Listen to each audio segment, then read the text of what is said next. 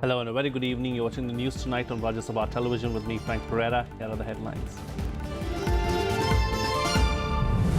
NDA presidential nominee Nath Kovind resigns as Bihar governor, meets Home Minister Rajnath Singh in Delhi. TDP, TRS, BJD, YSR Congress and Lok Janshakti Party back his candidature.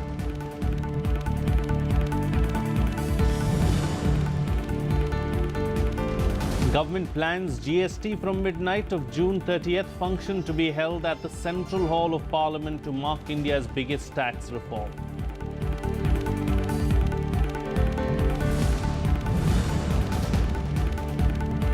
Prime Minister Narendra Modi arrives in Lucknow for a two-day visit. He will be the chief guest at the International Yoga Day event on Wednesday.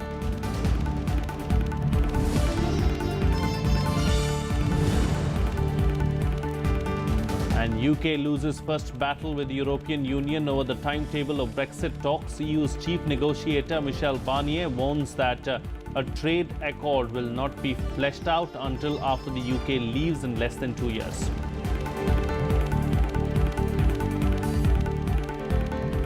Well, the BJP's alliance partner in Maharashtra, the Shiv Sena, has decided to support Kovind's candidature for the upcoming presidential polls. Opposition parties will hold a meeting on June 22nd.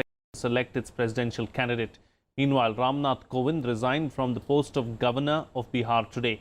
His resignation was accepted by President Pranab Mukherjee. West Bengal Governor Keshri Nath Tripathi has been given additional charge as Bihar governor. NDA's presidential candidate Nath Kovind resigned as Bihar governor on Tuesday. His resignation has been accepted by President Pranab Mukherjee. Earlier in the day, Kovind met Home Minister Rajnath Singh, who conveyed his best wishes on the candidature. BJP announced Kovind's nomination for the president's post on Monday, a move welcomed by the Telugu Desam Party, the TRS, BJD, YSR Congress and the Lok Janshakti Party. पवित्र विचारों वाले व्यक्ति हैं और मैं समझता हूं कि उस उच्च पद के लिए उनकी गरिमामयी उपस्थिति उस स्थान पर निश्चित रूप से उस पद को सुशोभित करेगी. The opposition, however, may not support Kovind's candidature. While Kovind's selection has left parties like the BSP and the Trinamool Congress confused, the opposition parties are likely to meet on June 22nd to elect their joint candidate. There is no consensus that way. So the parties in opposition are meeting on 22nd to decide their strategy, to decide their future course of action. As far as left parties are concerned, we have been saying contest for president has become battle of ideologies. It has become a battle for safeguarding the Indian Constitution. In such a situation, we wish the opposition parties take a common stand to face this contest. However, the BJP is unlikely to face a tough fight from the opposition. The Electoral College, which elects the president, has a total of 10,98,882 votes. BJP and its allies currently have 5,37,683 votes, marginally away from the halfway mark of 5,49,442. The opposition has 3,91,739 votes, with the rest of the 1,44,302 votes undecided. 71-year-old Kovind is likely to file his nomination papers on June 23rd. The elections will be held on July 17th and the counting of votes will take place on July 20th. Bureau Report, Rajya Sabha TV. Well, Finance Minister Arun Jaitley today said GST will be implemented across the country from the 1st of July. He said that the Prime Minister and the President will announce this at a function that will be held at the Central Hall of Parliament on the night of June 30th. Jaitley reiterated that GST will strengthen the economy of the country. Finance Minister Arun Jaitley has said the goods and services tax regime will be launched in a 2-hour meeting of all MPs in Parliament's Central Hall on the midnight of June 30th. The meeting will be attended by President Pranab Mukherjee, Vice President Mohammad Habib Ansari, Prime Minister Narendra Modi, Lok Sabha Speaker Sumitra Mahajan and former Prime Ministers Manmohan Singh and H.D. Devegowda.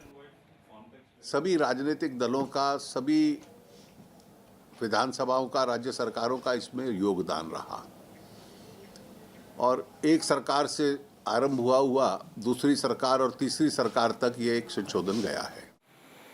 GST will be implemented in the entire country except for Jammu and Kashmir. The finance minister said small businesses and firms have been given enough time to prepare for the July 1st rollout, so there was no point in opposing. He also asserted that the new reform will strengthen the country's economy. We have for the last 6 months been saying that the date is 1st July. Nobody had any business not to be ready. Even when we have finally announced that it is 1st of July, the readiness will be determined when you have to file your first return, which is 10th August. That also we have extended it to 15th September. After the launch of GST's rollout at Parliament's Central Hall, President Pranab Mukherjee and Prime Minister Modi will give an hour-long speech on GST. 2 short films will also be shown to all MPs and invitees. Bureau Report, Rajya Sabha TV. Well, Prime Minister Narendra Modi on Tuesday arrived in Lucknow for a 2-day visit to the Uttar Pradesh capital. He attended 2 programs at the Central Drug Research Institute and the APJ Abdul Kalam Technical University during the function. Modi also gave allotment letters of houses under Pradhan Mantri Awas Yojana to 20 beneficiaries. On Wednesday, Modi will participate in the International Yoga Day function at the Ramabai Ambedkar ground with over 60,000 participants. Several dignitaries, politicians and bureaucrats will take part in the event. Uttar Pradesh Chief Minister Yogi Adityanath will also take part in the event. Huge security arrangements are in place for Modi's visit.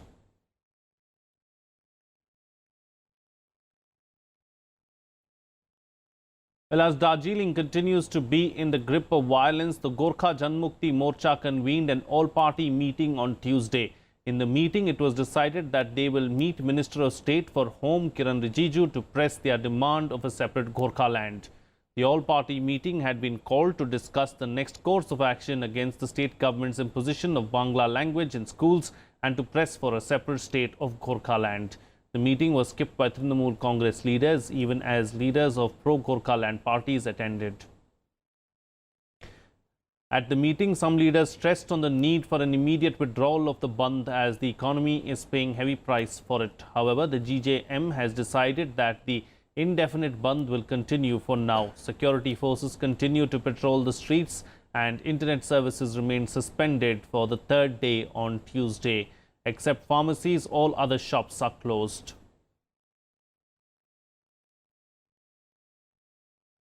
The former Calcutta High Court Judge C.S. Karnan was on Tuesday arrested from Tamil Nadu's Coimbatore and taken to Chennai. 62-year-old Justice Karnan has been evading arrest since May 9th after being sentenced to 6 months in imprisonment for contempt of court by the Supreme Court. He is the first sitting High Court judge who has been awarded a jail term by the Supreme Court. Karnan, who faces a 6-month jail term, retired on June 12th. Justice Karnan was transferred to Kolkata after he had triggered a controversy by raking up issues against brother judges of the Madras High Court, including the Chief Justice.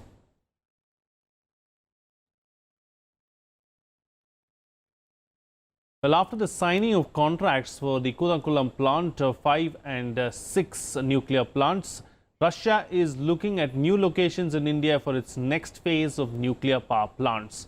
Moscow is insistent that the site should be in a state that is not only politically stable, but also offers a smooth land acquisition. Upbeat about its good relations with India, Russia is proposing to build 6 more nuclear reactors in India with its latest technology. The new additions are being proposed for Andhra Pradesh, although the time frame is yet to be decided.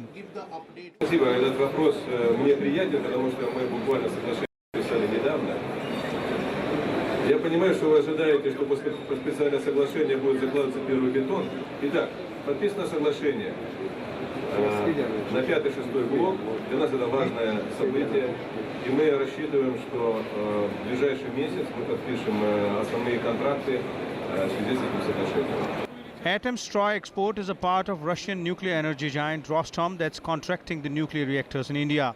It's already running the 2 nuclear reactors in Kudankulam. Construction of 2 new ones has started, while contracts for Kudankulam 5 and 6 will be given in July. Both Korea and China are also eyeing the Indian civil nuclear market. But so far, the comfort level in India and Russia relations is tipping the scales in Kremlin's favor. Планируем подписать контракты в ближайший месяц.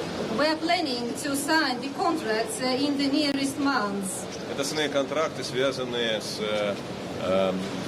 выполнением проектных работ, выполнением поставки основного оборудования и выполнением поставки прочего оборудования. These are contracts related to design works, first supply equipment and supply of other equipment.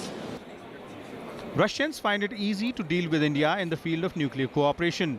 This has been helped in a big way by the financial troubles of America's Westinghouse Electric Corporation and the disinterest shown by General Electrics. Moreover, the emerging world order and the unpredictability of America's new regime is also contributing to make Russia a favored partner for nuclear cooperation. The questions are being asked very naturally in India, whether Russia can manage construction of so many nuclear reactors at the same time. The answer is Russia is already constructing 42 nuclear reactors all over the world simultaneously. The way nuclear energy industry is growing up, the day will come when nuclear energy industry will surpass the defense industry in Russia. Akhilesh Suman for Rajya Television with camera person MS Suros in Moscow. Well, India's Mars orbiter mission, popularly known as MOM or Mangalyaan, completes 1,000 Earth days in its orbit today. The interplanetary mission of ISRO was launched on 5th November 2013 and was inserted into Martian orbit on the 24th of September 2014 in its first attempt. The Mars orbiter mission is credited with many laurels like cost effectiveness, short period of realization and mini authorization of payloads. The Mars color camera has produced more than 715 images so far. Mangalyaan is in good health and continues to work as expected. Well, here's a look now at some more developments from across the country and nationwide. India renominated Justice Dalveer Bhandari for another 9-year term as ICJ judge. Bhandari was elected in April 2012 during balloting in both the General Assembly and the Security Council to a seat on the Hague-based World Court. His current term will end on February 2018. Elections to the World Court will be held in November.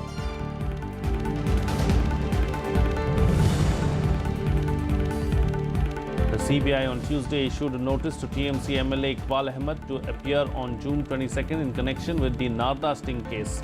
The Central Probe Agency is probing the matter on a direction from Calcutta High Court. The agency has registered a complaint against 12 senior Trinamool leaders, including lawmakers, ministers and an IPS officer.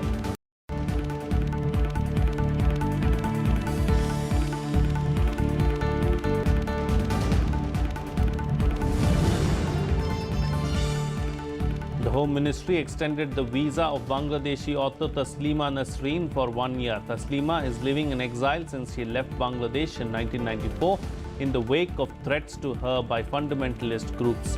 She has also stayed in the US and Europe during the last 2 decades. Taslima had also applied for permanent residency in India, but no decision has been taken so far.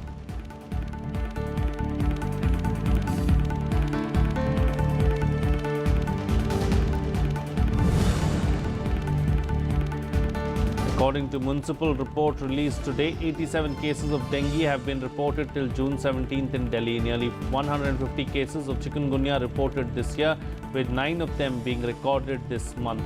The authorities have been making a comprehensive plan in the matter, while the civic bodies are keeping a tab on mosquito breeding in and out of homes through regular monitoring.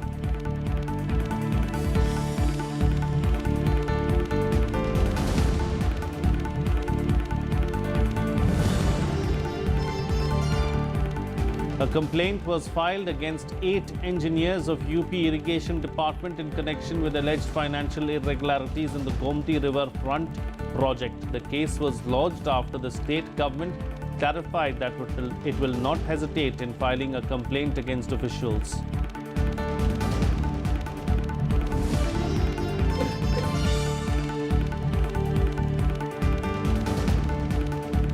It's time for a short break now, but news and updates will continue on the other side. Stay tuned, we'll be right back.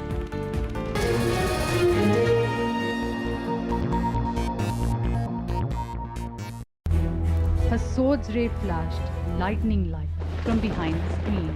With a royal blow, she tore away the wheel. She showed her face sun from behind the screen. The lioness showed so much force that brave men bent low before her. Life and Times of Rajya Sultana this week on Talking History on Rajya Sabha TV.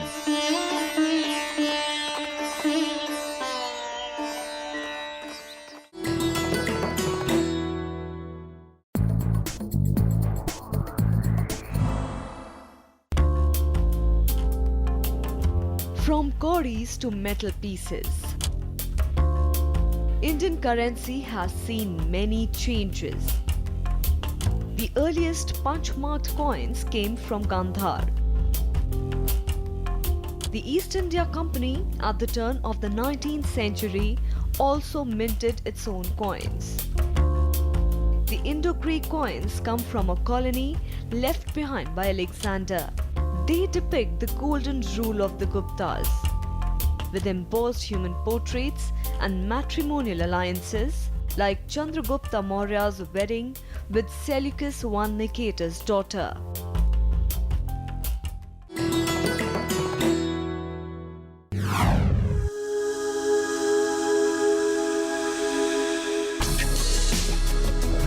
Tales that inspire. Stories of social change. A salute to diversity. Promoting public discourse. Events that motivate. Inspiring the innovative. Watch Rajya Sabha television documentaries.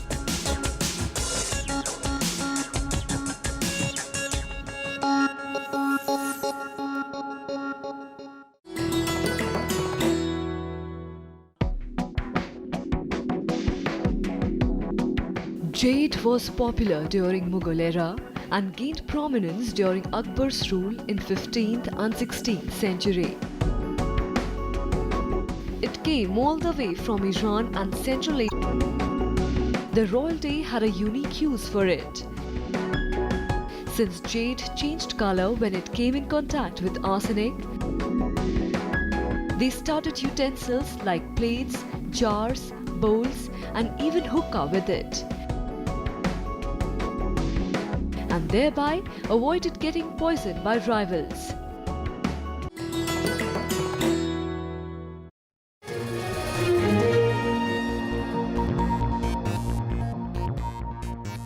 Welcome back. You're watching Rajya Sabha television. Well, ahead of Prime Minister Narendra Modi's visit to the US, the Commerce Ministry on Tuesday said bilateral trade was a win-win situation for both countries, even though the balance of trade is not in America's favor. The US has started a review of its trade policy with countries with which it has adverse trade balance. India is currently the 9th largest goods trading partner of the US, with bilateral trade at $67.7 billion in 2016. The US goods trade deficit with India stood at $24.3 billion in 2016. India is ninth in that list of countries, so certainly we would figure. But we are confident that our exports to the United States are a win-win for both countries. Well, 8 Afghan security guards were killed in a shooting at the largest American base in Afghanistan's North Parwan province. The guards were ambushed on Monday night on their way back to Bagram airfield.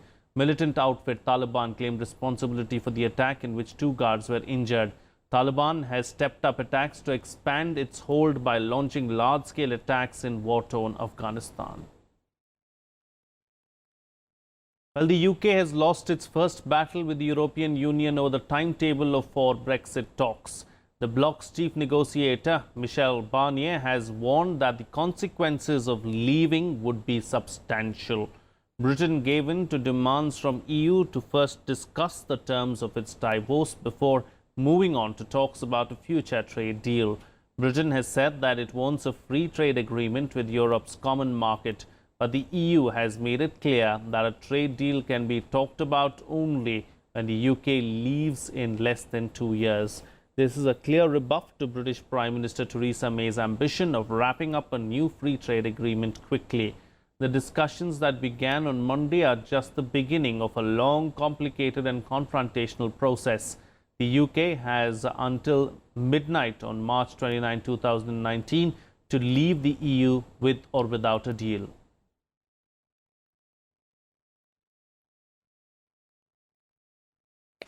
This first session was useful, indeed, to start off on the right foot as the clock is ticking. Today, we agreed on dates. We agreed on organisation and agreed on priorities for the negotiation. In the first step, we will deal with the most pressing issues. We must lift the uncertainty caused by Brexit. We want to make sure that the withdrawal of UK happens in an orderly manner. Today marks the start of a journey for the United Kingdom and for the European Union. There's a long way to go, but we're off to a promising start. We have taken the first critical steps together. Now we have a shared responsibility to deliver quick and substantive progress. It was clear from the opening that both of us want to achieve the best possible outcome and the strongest possible partnership, one that works for the UK and for the EU. Well, a reporter to the Grenfell Tower fire says that London firefighters had left the building after putting out a refrigerator blaze before it flared up and raced through the 24 stories. The June 14 disaster left 79 people dead. The report adds weight to claims that the exterior cladding on the building caused the flames to spread so quickly. It has also been revealed that 4 government ministers were aware that the fire regulations were being ignored at the building, putting residents at risk. It has also raised questions about the fire safety of older tower blocks in the UK without automatic sprinkler protection.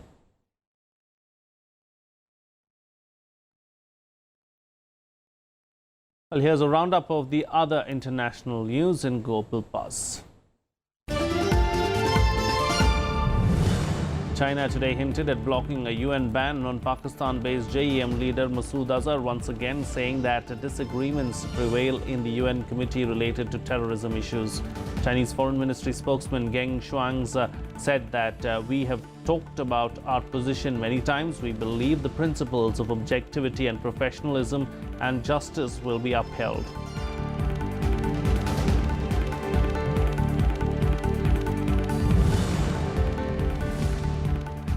Donald Trump attacked the brutality of the North Korean regime following the death of American student Otto Warmbier, who was jailed in the country for 17 months. The US president offered his condolences after news broke that the young man died while he was being transported back to the United States from North Korea.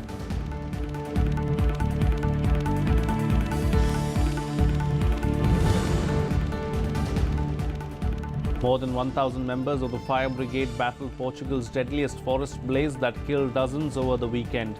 The casualties included a fireman who died from his injuries in a hospital, bringing the toll to at least 67.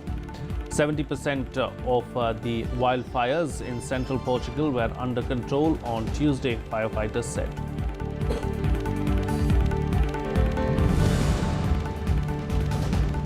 Well, Australia suspended air combat missions over Syria after Russia threatened that it will treat any plane from the US-led coalition flying west of the Euphrates River as a potential target. As a precautionary measure, Australian Defence Force strike operations into Syria have temporarily ceased, the Australian Department of Defence said today.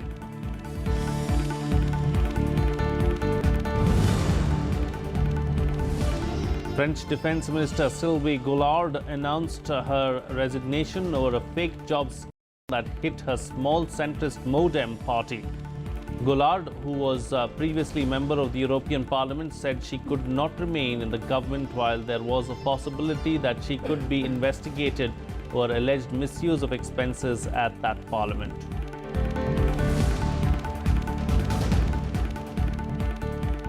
Well, Anil Kumble has stepped down as the coach of the Indian cricket team. Kumble's one-year contract as coach, which was scheduled to end after the completion of the Champions Trophy, ended today. Earlier, the BCCI decided not to renew his one-year contract and invited fresh applications for the post. Speculations were also rife that Kumble was not keen on an extension following differences with captain Virat Kohli. Kumble also did not accompany the cricket team to the West Indies for the upcoming limited overs series starting on the 23rd of June. Under Kumble's guidance, India won 10 out of the 13 home tests with 2 draws and a single defeat. India also won the ODI series against New Zealand and the limited over series against England.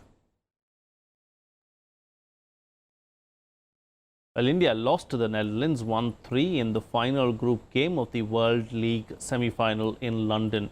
India is now in the second position in the 16 Pool B with 3 wins from 4 outings.